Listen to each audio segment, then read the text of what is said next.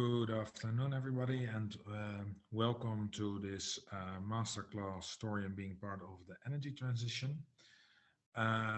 We've got already 64 people in the call, and probably in the next minutes a few will join. Let's just start. It's 12 o'clock. So welcome again, everybody. We've got a few slides prepared. And we will explain today a little bit about thorium being part of the energy transition. And we will also talk about what the master classes are about and how we thought of them. So that's what we will be discussing. First of all, we had the idea with a group of people to start a petition, and many of you seen this and already signed it at the start of Thorium today, where we made the slogan "Join us in building and launching the first thorium MSR in Europe." We think that after today, hopefully you have a little bit more understanding about a total overview about thorium, and that you can convince other people, family and friends also to join the petition. We will come back later on discussing this a little bit more, but let's first start with the content and what we'll be doing. Then about us, I will start first with myself. I'm Serge Collet. I am 44 years old and did a lot of work in the technology, the IT technology industry, and in banking and financial services. And about a year ago, I started being more and more interested in the whole energy transition. And very soon after identifying, I came into contact with thorium and wanted to read more about it. And that's where we are now at, that we have started an association in the Netherlands, or in Europe actually, where we want to get information about thorium, understand what the issues are, understand how great it can be, but also understand how to go forward, and then see how we, with a lot of people and the public opinion, try to get this going. So yeah, it started with having solar panels on my house, and then looking at wind energy, but then looking at more in the energy transition, it didn't make sense, or at least I thought it's not enough. And that's what we'll be discussing today. Thomas Jan, do you want to introduce yourself for a minute? Yes, I'm Thomas Jan Peterson from Copenhagen Atomics. We started this process many years ago, and then we started a company in 2015, and we're still working towards building the first molten reactor. And of course, we also want to support this petition because we think that it's likely that the Netherlands could be the first country in Europe to build a molten reactor, and we want to support that. We want to see this technology being built in Europe. So then Thomas Jan and I and a few others also in the call and on the background for today, we thought of, okay, how do we actually get this petition going, but also about our goal in getting the first thorium reactor in the Netherlands. We need to also just open up and start sharing knowledge. We discussed there's a lot out there on the internet. So most information is there, but it's always scattered, and there's always people against it and for it.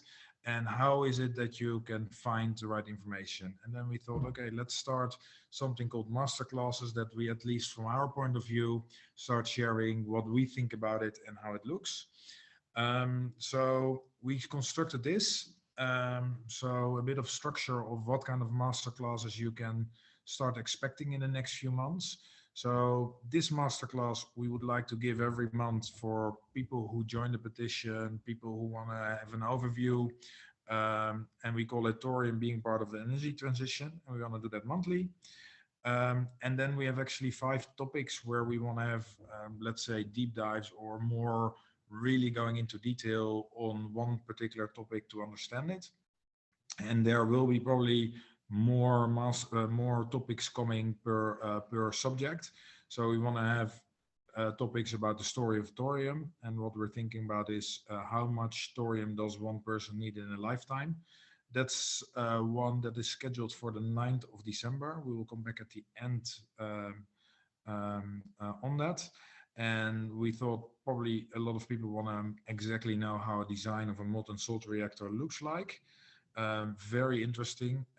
If I talk to Thomas, but also others that have really been busy with it for already longer, they say actually once you start really diving into the design itself and the technology behind it and everything you need is actually something fairly simple. So it's to put it together. So that's really interesting to understand. So then we will talk about waste, and we will have like the radiation and what stays over in more detail. The safety, of course, the cost. I think on the internet there's wild guesses how much it will cost in every way, in cheap and costly.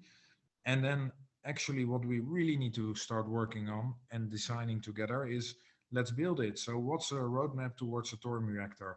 And probably we can think about 2 or 3 roadmaps, and then we want to discuss them with you and a deep dive on how we can see that. Okay, so now let's start to dive a little bit more into the content.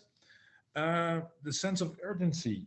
So do we have a problem in the energy transition and in everything we're doing? So do we have a global energy challenge? We see a lot in the news. So how much energy do we need in 2050? We have a growing world population. We have an improving welfare, and that is actually resulting in a growing energy demand. In 2050, the growth will be larger than the saving we can achieve. So yes, we all need to save energy and try to do it well, but with all the other points I just raised, there's also that we actually still will be growing in our energy demand because of that. If we then look at the current global energy market, we spend on energy globally about 10 billion per day. So that's a lot of money every day that we spend on energy. We should look at how can we make that cheaper, because a little bit cheaper is already a lot of savings, also in money wise, and also of course for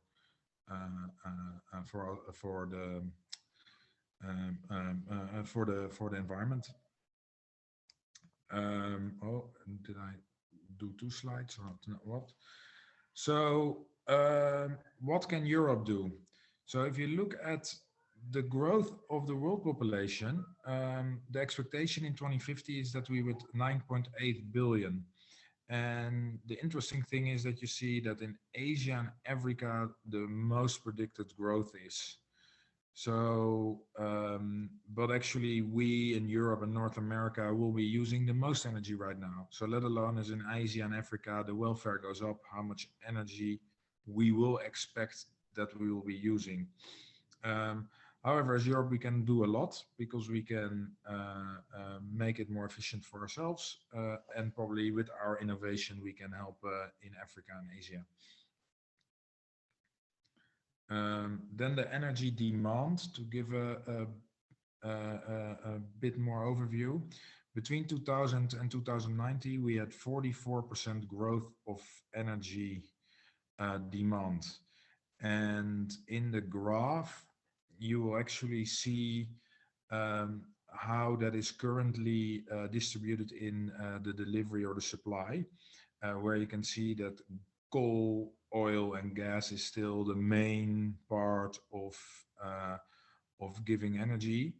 And if you then look at all the energies that we see as CO2 neutral, wind, solar, hydro, and nuclear, they're actually all small contributors. So what we really have to think with ourselves is, how are we actually going to scale this? And then if we think further, there's people against wind and sun, there's people against nuclear, but actually, if we want to reduce the CO2, we have to really scale all of them. We have to really scale all of them to at least keep up with the growth of energy, let alone reduce gas, oil, and coal. So the idea is just let's try them all. Then we get to the, of course, big question: is nuclear an option? People are against it, people are in favor, and then we have to go more in detail because we have to talk about what is a thorium molten salt reactor and what's the difference with a light water reactor. So we'll go a little bit more in detail. And to open your minds first, and here I'm asking, and I'm going totally off topic maybe for some in the beginning, I'm talking about, I want to talk about a double learning loop. And this is a research done in the US already years ago. And this is the way how we learn. And you have a single learning loop where you have the results and the consequences, and then you take actions and you see the results again. And this is what we do a lot. And we have to also open our mind and say, okay, are we, with issues that we have, should we not look at the assumptions we had, the base case, where did we start off with? And this is really important, I think, when we go into the next slides, that we look at, okay, why we do what we do, that we think about that. Yeah, what are our goals, values, beliefs, but also what are the frameworks? So if we talk about thorium, we a lot make the comparisons with light water reactors, which is just a whole different concept how we make energy. So if we put that every time on a thorium reactor, we will go every time to the middle and we have the single loop learning. We have to go back to our assumptions. Were they right?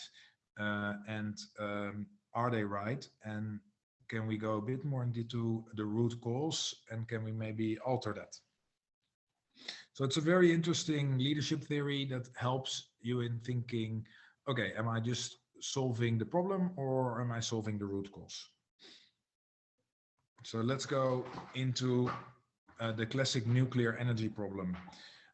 If we talk about classic nuclear, we will hear about the cost and the delays of building it. We will hear about the dangers, and we will hear about the waste and the dangerous waste that is for years and years and years. And that's what everybody has in mind on the classical nuclear energy problems, which we have the public opinion that thinks like this.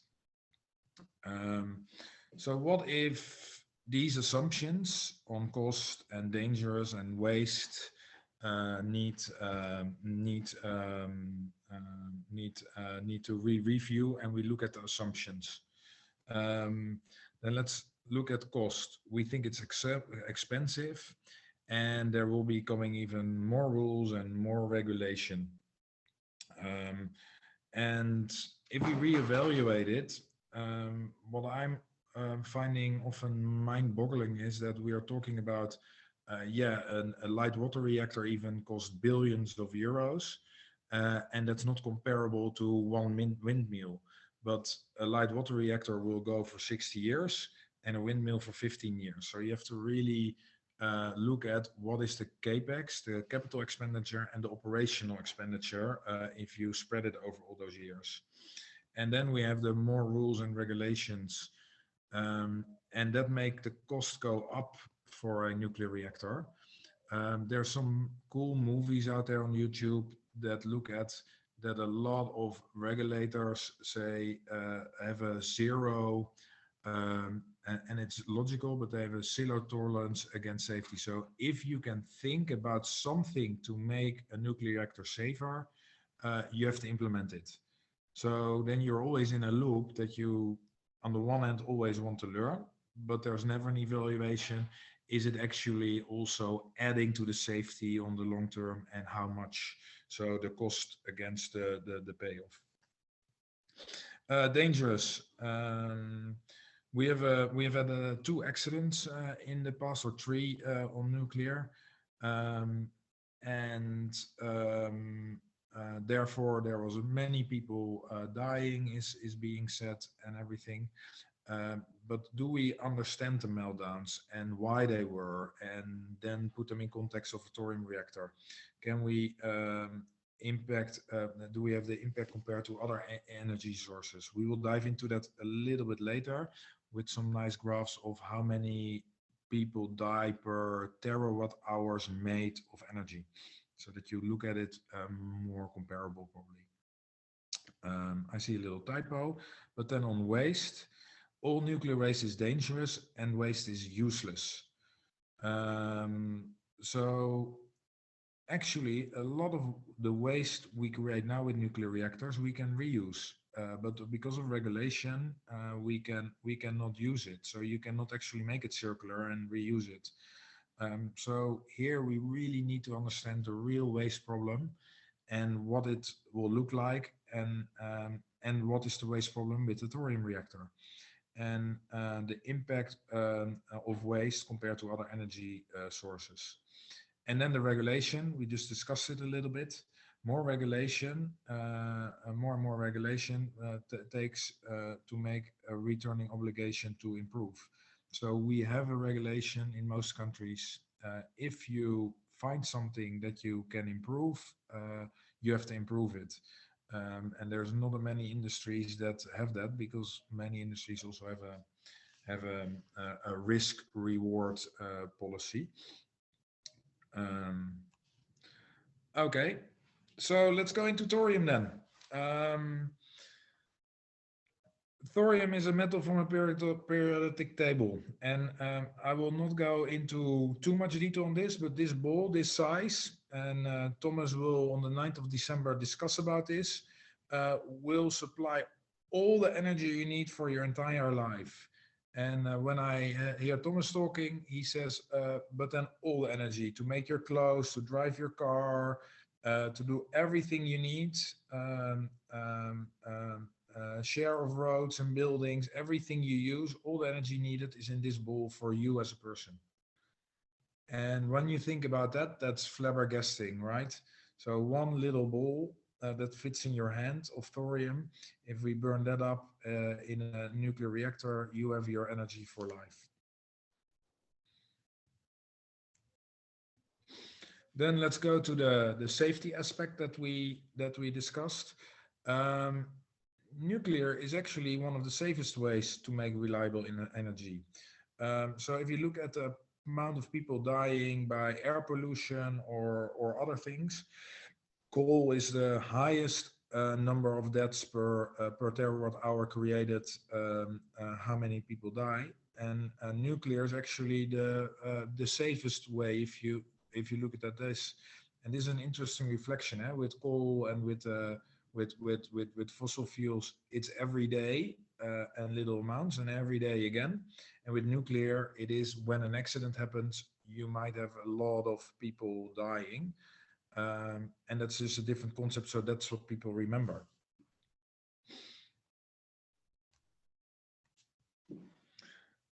Thorium molten salt reactor versus a nuclear reactor. So what are the differences? What are the differences for what we have now in a traditional nuclear reactor, and what are the differences for an example, a waste burner or a thorium burner? Well, the mining, it's 100 times less mining needed. In the fuel production, in a light water reactor, you have to have high enriched uranium, and in a waste burner not. The waste volume is 100 times less, and the waste that comes out is about 300 years radioactive instead of 100,000 years what it's currently. So still there is a waste thing that we have to dive into and understand better, but it's a much smaller issue than the current light water reactors. The price of building a waste burner, or actually the price of the energy at the end of the day, is predicted to be 10 times cheaper than a current light water reactor.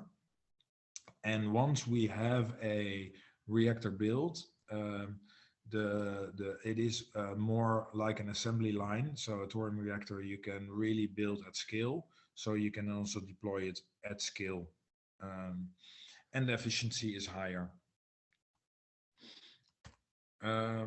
Of course, then you will ask, okay, but there's also that you can do a molten salt reactor or on uranium instead of molten salt, instead of thorium. And there it's 50 times less on mining. The full production is still also enriched, and in waste burner not enriched, and the waste volume is a bit less is from 50 times less compared to uranium molten salt. The waste is the same. If you burn uranium in a molten salt, it's still 100,000 years. And then the energy price, deployment speed, and electric efficiency is about the same on those. So the concept, how you do it, is the same, and therefore the cost and the deployment and electricity efficiency. Then the recycling of used nuclear fuel. What it is that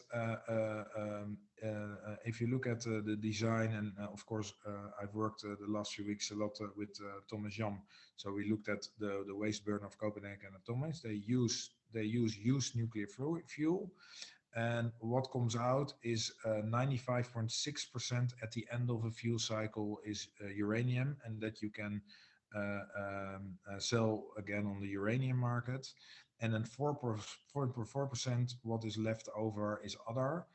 And there on from that 4.4%, 1.1% you can put into back into the next fuel cycle, and that's plutonium and long-lived actinides. And then the 3.3% of the waste after fuel cycle that needs to be stored for 300 years, and there's fusion products that need to be stored for 300 years. Of course, more about this in the masterclass about radiation and waste. Thomas, there's no questions or people commenting?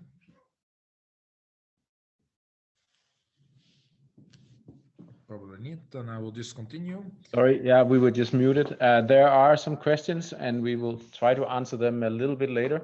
Some of them to now, but let's wait till later. Okay, then we go to then we continue. Yeah. Okay, is it waste? So we talk about radiation and waste, and you have to store it 300 years, and it's all maybe not solved, people say. However, what we also see is that on solar panels, they also leave behind toxic waste. So, and for nuclear energy to make it, we need to have solved the problem beforehand. And with solar panels, we've made a lot, and not everything is solved. How we really get rid of it. So it's also again in mindset. What is what? Then a bit about price. This is always a difficult topic to discuss, because there's when there's numbers, there's always lots of opinions, and you can always look at it differently. So this is just an indication. If you look at it, solar energy has an efficiency of 10%, wind at land 25%, wind at sea at 50%. There you can see that most wind farms at sea will not even reach the 50%, but there's of course also development going on. So that's why we think, okay, let's put it on average on 50% for the discussion sake. And then the cost per megawatt hour is then interesting to see that, yeah, if you go to a light water reactor, it's already lower than wind and solar. And let alone if we can reduce the cost dramatically by molten salt reactor, then we really get into a cheap energy that is clean. And you need less space for making the energy. So per gigawatt hour, you need with a molten salt reactor about 2 acres. But with wind at sea to make 1 gigawatt, you need about 166 windmills at sea. Yeah. So if we then go back to this slide, and and we could look at the cost and the delays and the danger and the waste. Yes, I think that with the delays, we first have to build a reactor, but afterwards we know it's scalable. So that's what we have to do together. But the comparison that it will always cost a lot is I think not fair, and you see that also in the current light water reactors. In France, they built lots of them at the same time and made it as a kind of an assembly line. And I don't think that in France the energy price is very high or it's very costly. The danger, I think we can also open our minds that with a thorium reactor, it can be much safer, and we can change our mind. And the waste, yeah, it's maybe still a problem, but for 300 years instead of 100,000 years, and in much smaller amounts than previously. So that also can change our mindset.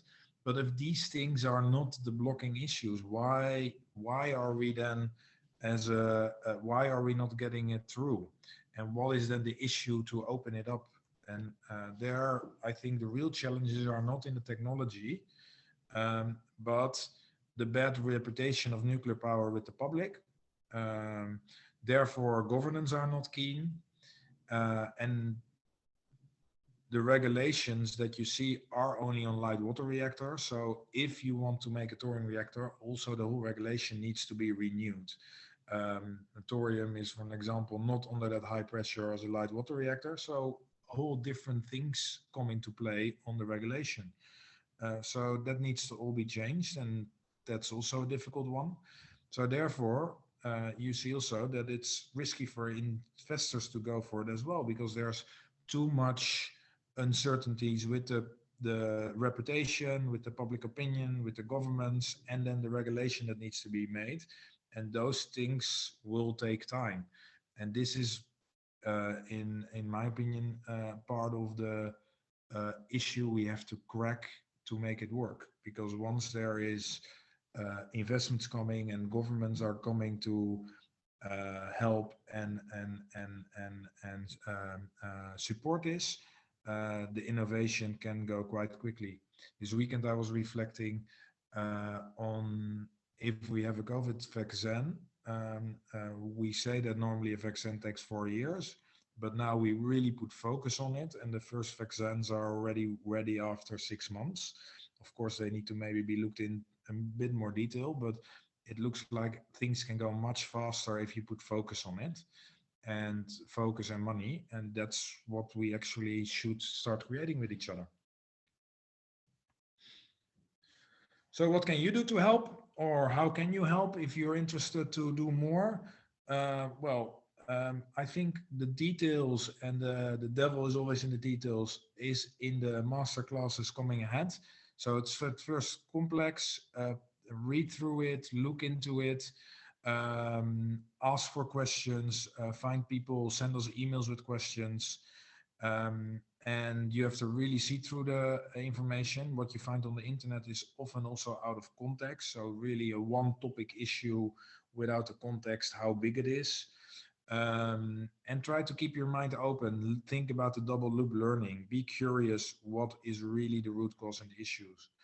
And then help us building the knowledge platform as a community. So it's not us only here now presenting, but let's jointly find information, see how we can help change the public opinion, find family and friends to sign the petition, and contact us if you have ideas how we can progress further.